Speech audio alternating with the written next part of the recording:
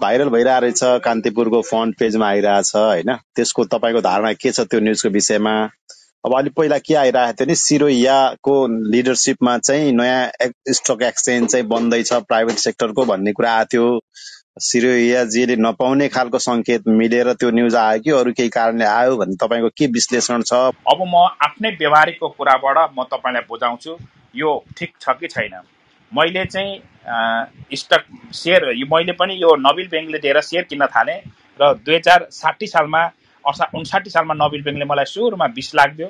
20 लाखबाट मैले पैसा कमाउँदै गएँ र मलाई 63 या 64 सालमा चाहिँ 2 करोड रुपियाँ ऋण चाहियो। 2 करोड चाहिँ मेरो धितोले भ्याएन अनि दुईटा भाइसँग पनि धितो मागे अनि मेरो धितो 3 जनाको धितो राखेर 2 करोड रुपियाँ लिए है। मेरो कहानी सुनाउँछु है, यहाँबाट तपाईँलाई बुझाउँछु है यो यो यो के हो भनेर। 2 करोड रुपियाँ लिए अनि मैले 65 सालमा चाहिँ पैसा स्टक मार्केटमा हालेँ। 65 सालमा बे पनि गरेँ। बे चाहिँ मैले जुन ब्याङ्कमा ऋण दियो मलाई त्यही ब्याङ्कको स्टाफ केटीसँग बे गरेँ क्या।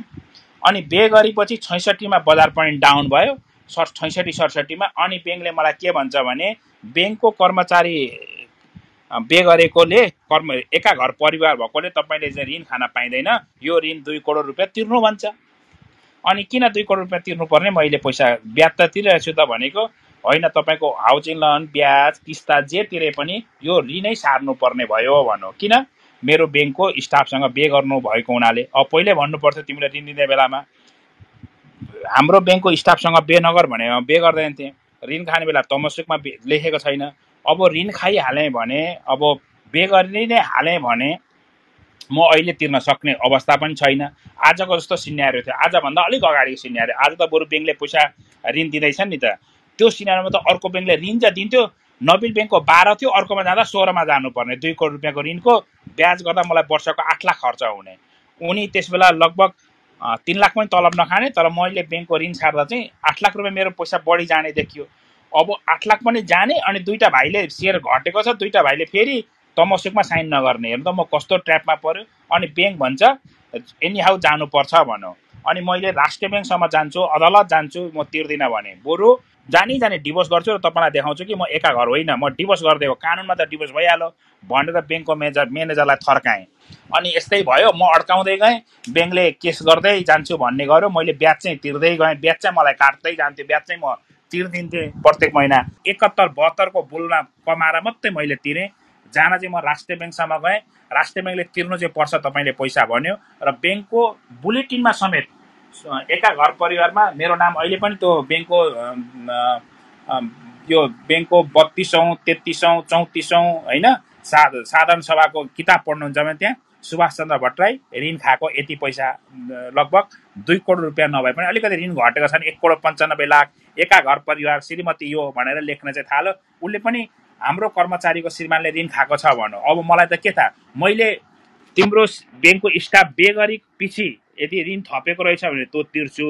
तिम्रो स्टाफ बे गर्नुभन्दा 2 वर्ष अगाडिकै रहेछ भने अहिले चाहिँ सर भन्न पाइँदैन भने मैले त्यसबेला के अर्को ब्याङ्कले मलाई जानमा अप्ठ्यारो भयो, पैसा नभएको कारणले टाइट भएको। तर मैले 71-72सम्म झुल्याएर राखेँ को भने अब धितो पत्रको बोर्डको अध्यक्ष चाहिँ फोकट्टे मान्छे जाने, उसँग पनि कम्पनी हुनसक्छ। अब आज नभएर बोर्डभन्दा अगाडि नै उहाँको एउटा होटेल रहेछ, त्यसले पहिल्यै एक्स्ट्रा रेटिङ गरेर लोन पनि चलाइसकेको रहेछ।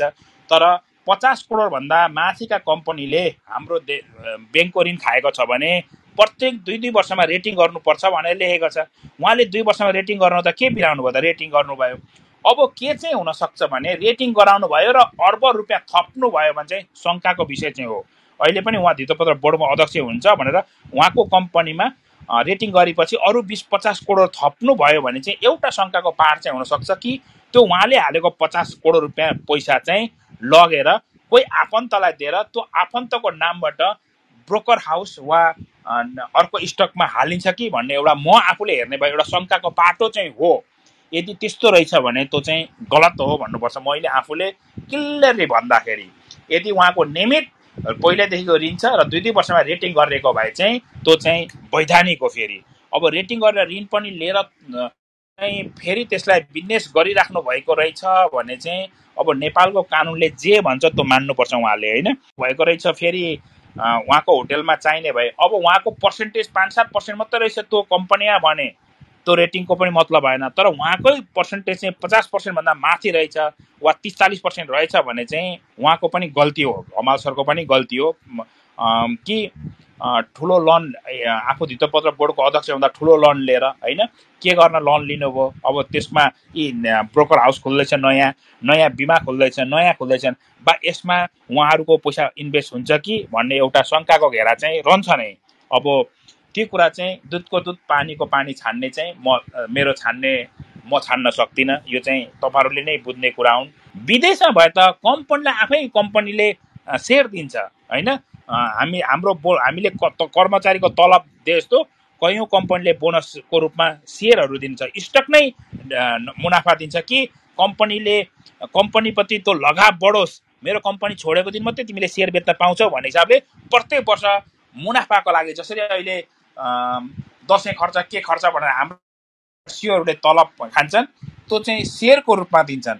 पहिला सिओलाई दिन खोजेला नेपालले पनि, तर भएन होला। तर मानेको भए आज उहाँहरूको सम्पत्ति त ग्रोथ हुन्थ्यो होइन। त्यस्तो हुँदा त्यो यो न्युज चाहिँ लाइसेन्स नपाएको प्रभावले खेदेको हो कि सत्य, यो चाहिँ म आफै भन्न सक्दिनँ।